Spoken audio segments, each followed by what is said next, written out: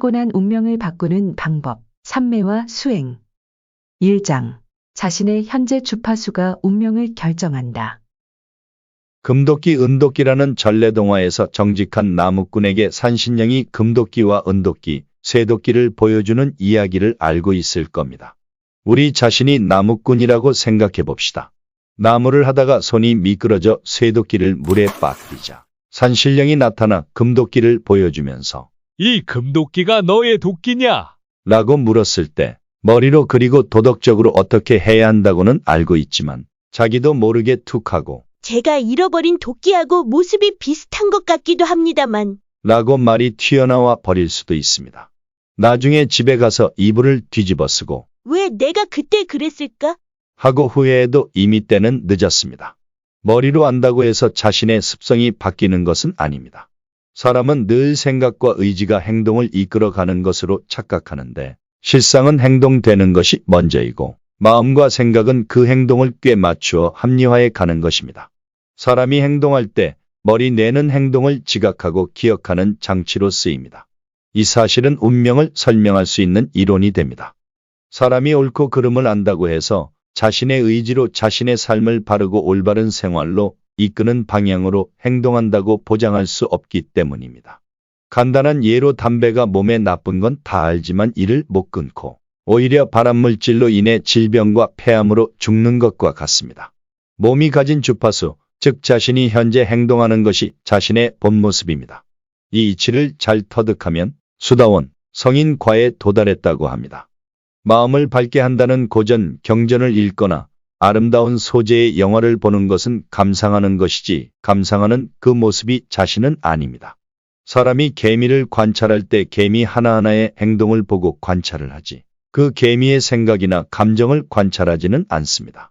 생각하는 내용이 자기의 본 모습이라고 착각하기에 오랜 옛날부터 너 자신을 알라고 하였습니다. 자신의 욕망을 못 참고 나쁜 행동을 하고서 고민하는 것은 마치 건달이 사람을 패놓고 정의를 위해서 그렇게 했다고 정당화하는 것과 같습니다. 어느 사람이 평소에 자기는 겁이 많고 소심한 사람이라고 생각했는데 철길에 떨어진 사람을 망설임 없이 구해낸 자신의 행동을 보고 아, 내가 이렇게 하는 사람이구나 하고 자신을 다시 한번 돌아보게 됩니다. 또 어떤 사람은 영화를 보면서 자신은 저 주인공처럼 영웅적인 사람이라고 생각했는데 행동은 반대로 하는 경우도 있습니다. 유교를 공부하던 선비들은 산속에 있으면서 호흡도 하고 경전도 읽으면서 자신을 단련했습니다. 자신의 목숨이 걸려 있어도 용기를 낼 수 있을까? 혹은 극도의 공포에 쌓여 있을 때 어떻게 대처해야 할까? 같은 것을 깊이 있게 관조했습니다. 보통 사람들은 그런 것을 하지 않으니 위기에 처하게 되면 자신도 몰랐던 행동을 하게 되고 그때서야 깜짝 놀라게 됩니다.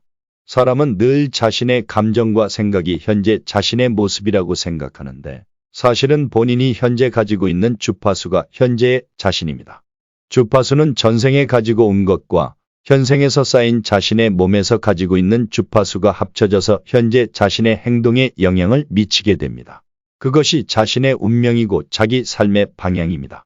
자신과 유사한 주파수, 끌리는 주파수대로 행동하게 됩니다. 어느 사람이 살아오면서 자기 형제가 어렵게 사는 것을 보고 돈을 빌려주면서 도와주고 하며 살다가 어느 날 자신이 생각해 보기에 이렇게 돕는 것이 진정으로 돕는 것이 아닌 것 같다는 생각을 하게 됩니다. 이제는 돈으로 도와주지 않는 것이 좋겠다고 생각하고 그렇게 실천하는 것도 사실은 생각으로 이유를 만든 것이고 자신의 행동을 머리로 합리화하는 것입니다. 사실은 감정이란 몸의 에너지이고 몸의 리듬에 의해서 감정 에너지가 몸에 쌓이는데 몸에 쌓이던 에너지가 그 형제에게 주고자 하는 몸의 에너지가 더 이상 형성되지 않아서 그렇게 된 것입니다. 이것은 실제로 이해하고 자각하기 어려운 내용입니다. 술, 마약을 하면 자신의 몸에서 화학적 반응이 일어나면서 자신의 몸과 마음에 영향을 주고 인생에 영향을 미치는 것에서 보듯이 몸 자체가 정신의 결정체입니다. 내가 느끼고 생각하고 감상하던 것들이 내 모습인 줄 알았는데 그것이 아니라 내 몸이 반응하는 것이 내 모습이고 뜻하지 않은 행동이 일어나고 몸으로 행동되는 것이 자신의 본 모습입니다. 생각과 의지가 행동을 이끌어 갈 수 있다면 운명은 무의미한 것입니다. 행동과 자기 생각이 일치하는 사람을 현명한 사람이라고 합니다. 자기 모습을 근접하게 알고 있는 사람입니다. 봄이 오면 꽃이 피고 가을에는 낙엽이 지며 행성도 태양도 모두 섭리에 의해 자신의 의지와는 상관없이 운행이 이루어지듯 자기 행동도 섭리에 의해 이루어질 뿐 생각과 감상과는 상관이 없습니다. 행동을 만들어가는 것은 몸의 주파수와 과거의 업장으로서 과거에 행동된 행위의 결과입니다. 2장. 생활에서 파동이 미치는 영향. 인체의 자기장이 미치는 거리가 30cm 정도이고 회초리로 몸에서 3cm 가까이를 쳐도 같은 파동이 영향을 미칩니다. 몸에 직접 맞닿지 않아도 회초리로 때린 것과 같습니다.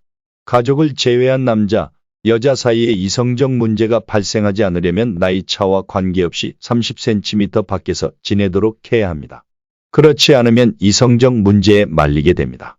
이성 간의 감정 파동이 일어나면 상대를 강한 고립감에 들게 하는 것이 유전적 본능인데 이 때문에 상대를 최대한 다른 사람과 접촉하지 못하게 하고 질투하고 이간질하는 일이 생긴다고 합니다. 그래서 옛날 왕이나 대기업 회장들은 동성 간의 업무 보고를 받았습니다.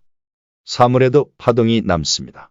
책상, 의자, 안경 등 모든 사물에는 테이프처럼 파동이 기록되는데 테이프처럼 녹음이 잘 안 된다는 것뿐이지 기록이 됩니다. 과거의 도자기를 빚는 사람이 만들면서 떠들었던 이야기 파동이 도자기에 자국 흠집을 남기게 되는데 이것을 현재 사람이 읽을 수 있습니다. 사물의 기운이 좋다, 나쁘다고 하는 것은 그 물건의 사연이 그 사물의 기록으로 남기 때문입니다. 공자는 53세의 석가모니처럼 한순간에 다 알 수는 없었어도 사물을 손으로 잡았을 때 그 사물의 역사를 다 알 수 있었습니다. 수레에 물건을 싣고 공자에게 가면 수레를 열기도 전에 그 물건이 어디서 와서 어떻게 여기까지 왔는지를 다 알았다고 합니다. 사람의 고유 에너지, 파동에 행위, 행동, 생각 등이 각인되는 것을 간단히 업, 카르마라고 말합니다. 업은 좋은 업도 있고 나쁜 업도 있으며 나쁜 업을 소멸하기 위해 많은 수행자들은 노력하고 있습니다. 예를 들어 채식을 하는 것도 동물을 죽이거나 먹게 되면 동물이 원래 지닌 에너지 파동이 사람의 파동에 중첩되어 인간의 생활에 영향을 미치기 때문입니다. 소리는 파동으로서 말은 입안에 있을 때는 자신이 지배할 수 있는데 입 밖에 나오면 사람이 지배를 받습니다. 입 밖에 나온 말은 돌고 돌아서 자신을 해치기도 합니다. 입 안에 있으면 감정이 좀 돌다가 끝나지만 자신의 입 밖에 나오게 되면 자신의 감정이 많이 흔들리게 됩니다. 죽을 때 정을 끊는다고 하는 말이 있는데 사람이 죽기 전에 험한 말을 해서 주변 사람에게 미움을 사는 것은 대뇌 기능이 저하되어 감정 절제가 안 되고 말이 입 밖에 그대로 나와서 그렇게 되는 것이므로 죽을 날이 얼마 안 남은 것입니다. 자기가 한 험한 말에 자기가 흔들려서 말을 들은 사람보다 몇십 배, 몇백 배 더 흔들립니다. 말을 심하게 하면 몸속에서 화학적 작용이 일어나면서 자신이 만든 독을 받고 죽습니다. 3장. 자신의 현재 파동을 바꾸는 방법들. 붓다, 부처는 깨달은 자라는 뜻으로 여러 가지 이름이 있고 이 중에 인욕선인도 들어가는데 이것은 붓다의 여러 명호 중에 하나입니다. 감정이 다 불타서 재처럼 되었고 참는 것이 저절로 잘 참아지는 경지를 말합니다. 경전에서 늘 강조하는 것이 인욕인데 자신에게 오는 욕됨을 잘 참으라는 것입니다. 남이 불이익을 당할 때 참으라는 것은 아닙니다. 대개 자기 개인에게 오는 욕됨, 불이익을 참지 못하는 사람은 반대로 남이 당하는 불이익에는 잘 참습니다. 그렇게 꼭 반대로 되어 있습니다. 그런 이치가 있습니다. 모욕을 한 번 참고 두 번 참다 보면 같은 자연 공간에 공존하면서도 빛이 바람의 영향을 전혀 받지 않는 것처럼 서로의 파동이 멀어지게 됩니다. 그런데 만약 모욕을 참지 못하게 되면 스스로가 그 파동에 맞추는 꼴이 되어 그 파동에 묶이게 됩니다. 한의학에서 기다리지 못하는 체질의 특징으로서 조바심이 생기는 것을 드는데 이것은 마음 기운이 건조하다는 것이고 열로 인하여 정신이 흐려지게 됩니다. 조바심은 참을성을 없게 하고 마음이 성급해져서 기다리지 못하고 모든 일을 그르치게 합니다. 이것을 해결하는 간단한 방법으로서 생강을 먹으면 몸속에 열을 빼주게 되어 조바심도 줄어듭니다. 운동을 해서 몸속에서 열이 나도록 하여 땀으로 열을 빼주는 것도 좋습니다. 소양인 체질은 운동으로 온몸에 땀이 나도록 하여 열을 빼주는 것이 좋고, 소음인 체질은 이마에서 잔잔히 땀이 나도록 운동하는 게 좋습니다. 체질을 가리지 않고 몸에 열이 고이지 않도록 운동 후 바로 목욕하지 않는 것이 좋습니다. 말과 행동을 통제하는 대뇌 기능을 좋게 하는 방법으로서 명상, 호흡, 걷는 운동과 혀 운동도 참을성을 기르는 데 도움이 됩니다. 좋은 산이나 사찰에 다니거나 유서 깊은 역사적 현장을 다니는 것은 몸의 기운을 애써 좋게 만들기 위해 노력하는 것입니다. 주변 기운과 공명이 빨리 되는 사람은 몇 분이면 되기도 하는데 보통은 3시간 정도 있으면 점차 좋은 기운이 몸에 물들어갑니다. 금강경 같은 경전을 소리나게 읽으면 다른 차원의 요정들이 여기로 와서 탁한 기운을 몰아내고 나쁜 것들을 쫓아줍니다. 경전을 보관할 때는 다른 책들과 포개어 놓지 않고 정면을 보게 놓습니다. 읽는다고 하여 바로 효과가 나타나는 것이 아니고 천천히 작용한다고 합니다. 또한 경전을 읽을 때 감상하듯이 읽어서 효과가 머리, 가슴에서만 돌게 되는 것이 아니라 단전을 거쳐 발뒤꿈치로 내려오도록 해야 합니다. 채식하고 기운이 좋은 음식과 녹차를 마시는 것 또한 몸에 좋은 파동을 만들어가는 방법입니다.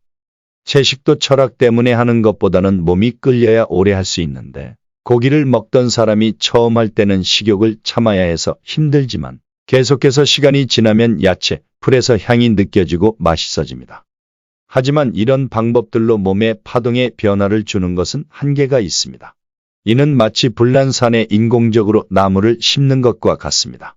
시간이 지나면 다시 원래 산의 기후와 환경을 좋아하는 나무로 대체되는 것처럼 자신이 본디 가지고 있던 체질, 몸에 맞는 파동으로 되돌아가려고 합니다.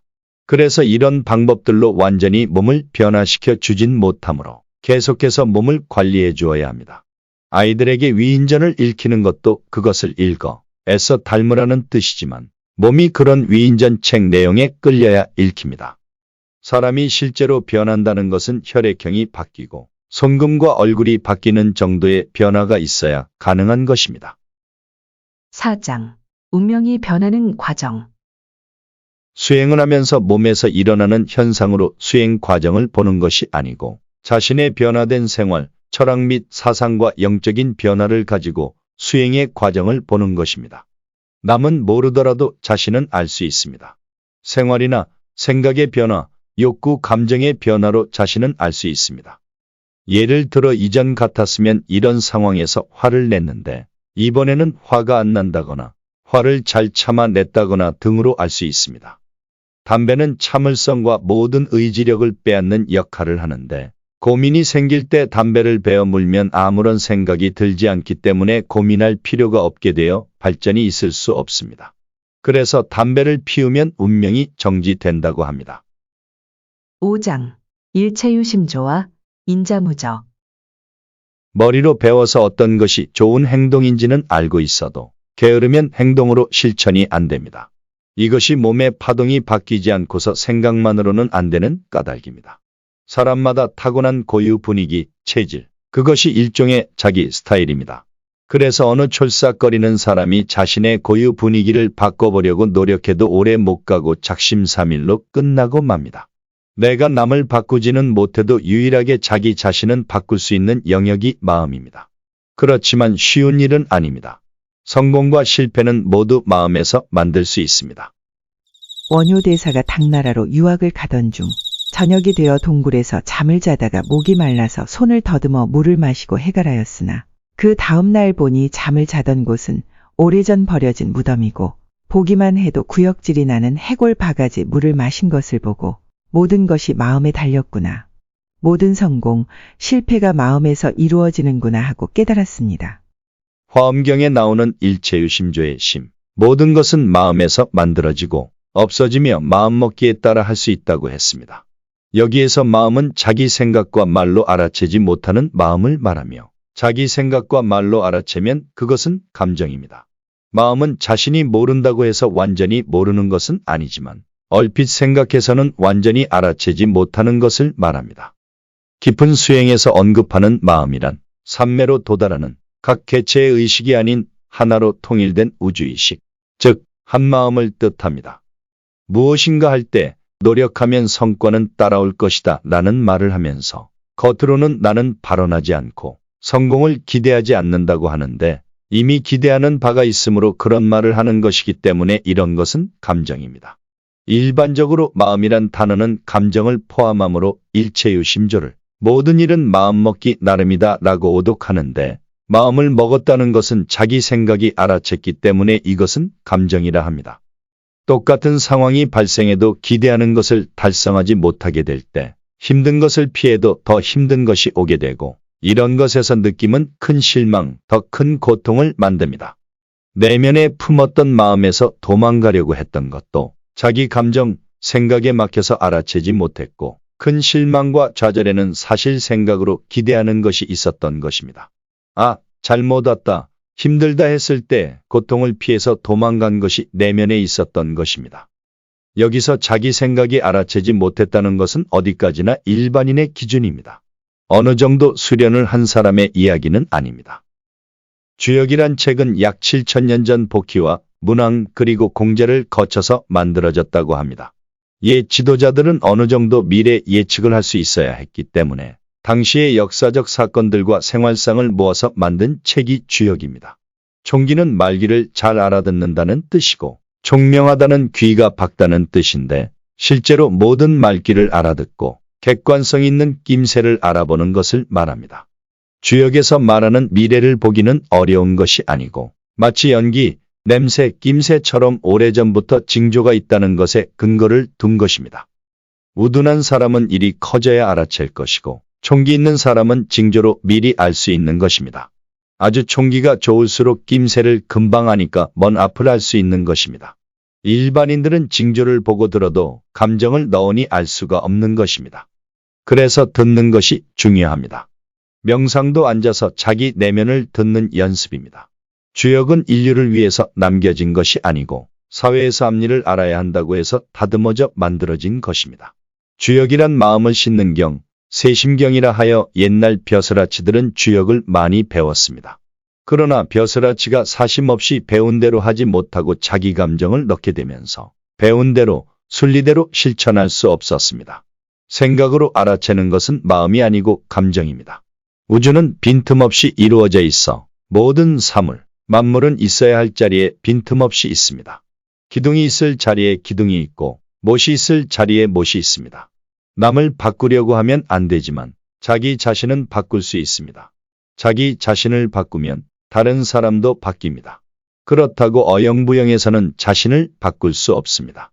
어느 순간 자기 몸에 기혈이 뚫리고 하면 마음에서 참회가 저절로 생기고 자신의 지난 작은 과오도 생각나고 이를 반성하면서 행동, 언어가 저절로 자연스럽게 예의를 갖추게 됩니다.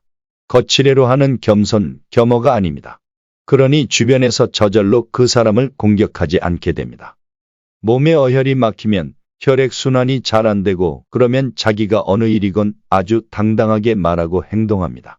자기 자신이 당당하고 날카롭게 되어 주변에서 그것을 깨려고 공격하는 세력이 생기게 됩니다. 자기도 모르게 혈맥이 소통되면 참회, 반성이 저절로 일어나고 언행이 달라져서 주변에서 오는 공격이 없어집니다. 6장. 극성이 없는 마음, 삼매. 과학자들의 연구 결과에 따르면 각 지역의 소들은 지구 자기장을 향하여 머리 방향을 둔다고 합니다. 왜 그런 것일까요? 여기에는 왜 라는 이유가 없습니다. 그것이 순리인 것입니다. 이유라는 것은 그 현상을 설명하는 것입니다. 자연스러운 것입니다. 별의 움직임, 철새들이 계절마다 날아가는 방향 모두 순리대로인 것입니다.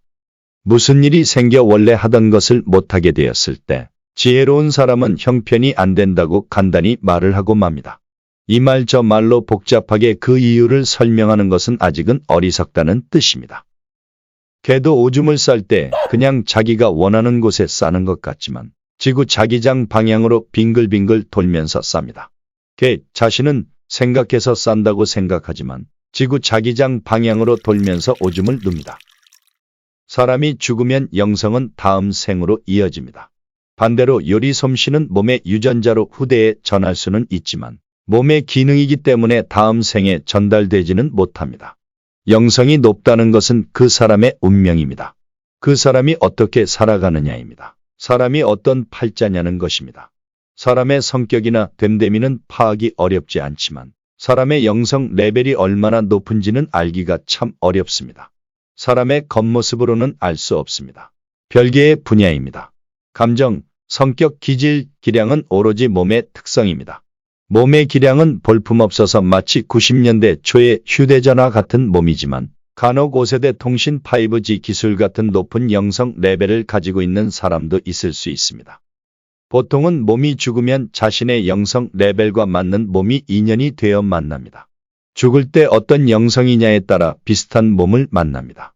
아무런 몸이나 만나는 것은 아닙니다. 살아가면서 얻는 직업이라는 것은 팔자로 인한 것인데 자기 기량과 꼭 맞춰지는 것은 아닙니다. 팔자와 기량이 일치하면 비교적 인생이 편안합니다. 대개는 큰 차이가 없으니 운명에 늘 기량을 맞추어 가지만 극명이 다를 수도 있습니다. 아득히 먼 조상으로부터 받은 몸의 기량, 운명적으로 부여받은 자신의 팔자는 소위 말하는 영적인 윤회의 소산물입니다.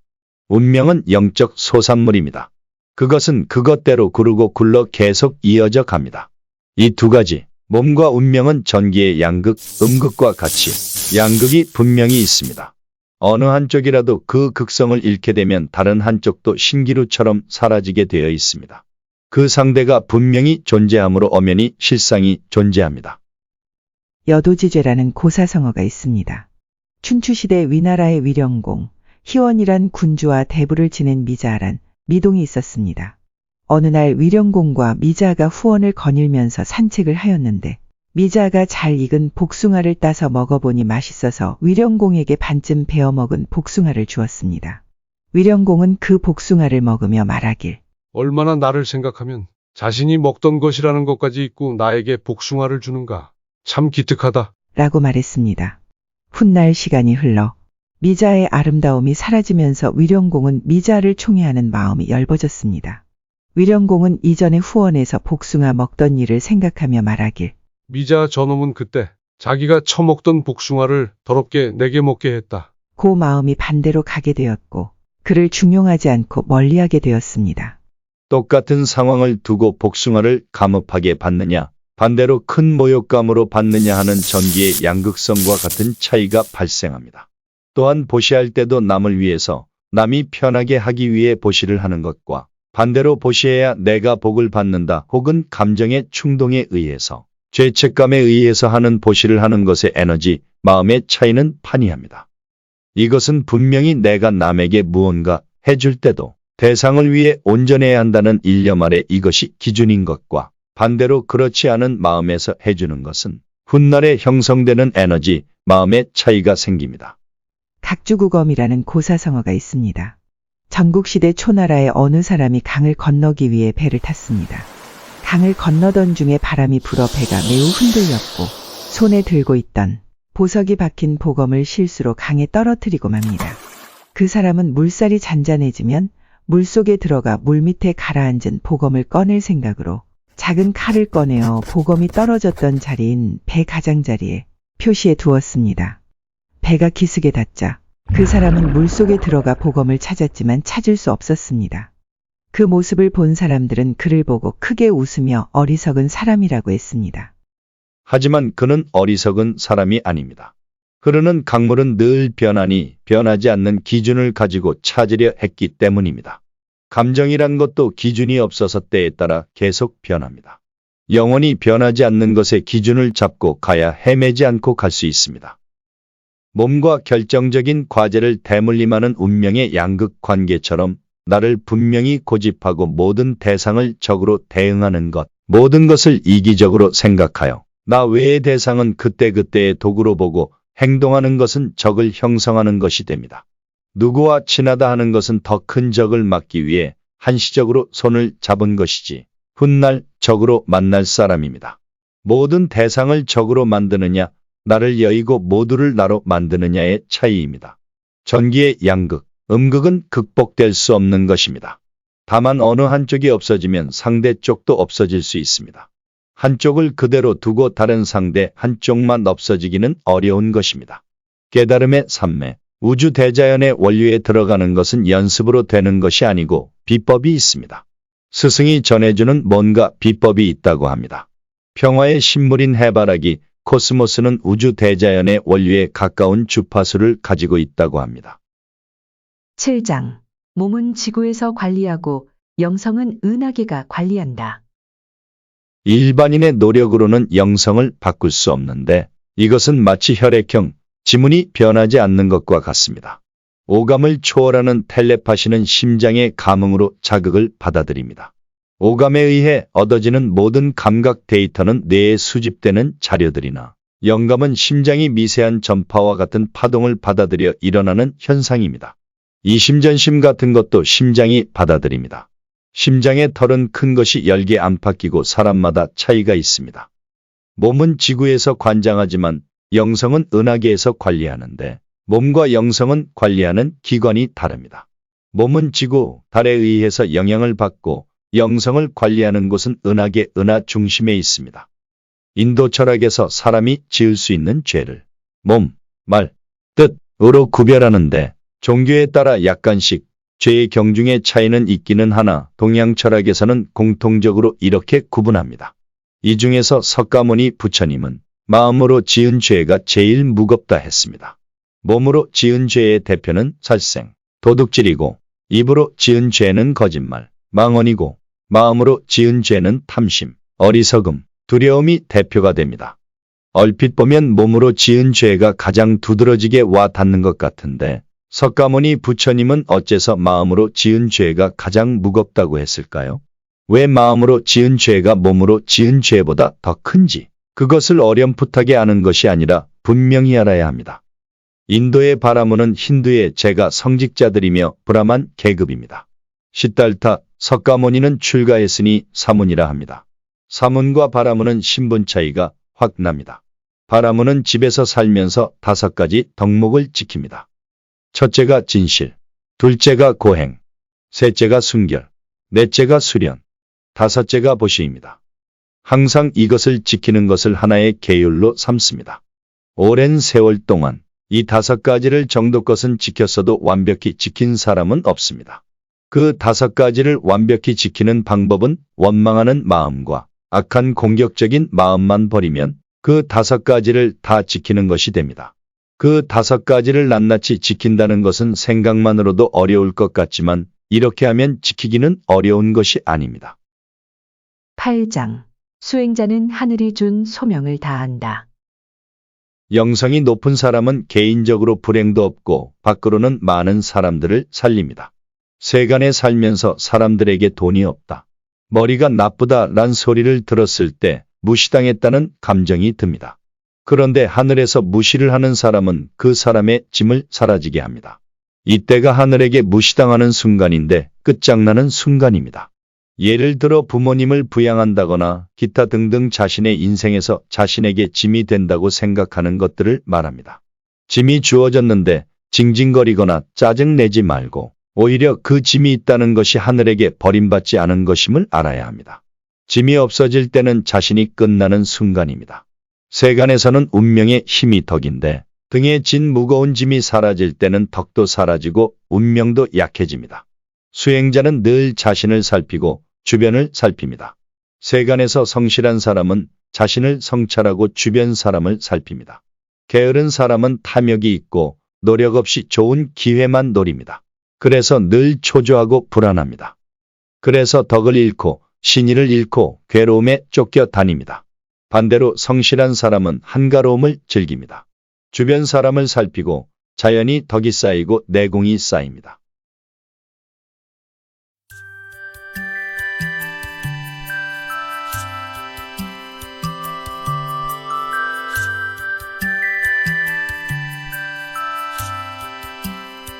지금까지 시청해주셔서 감사합니다. 도움을 주신 모든 분께 다시 한번 감사의 말을 전합니다.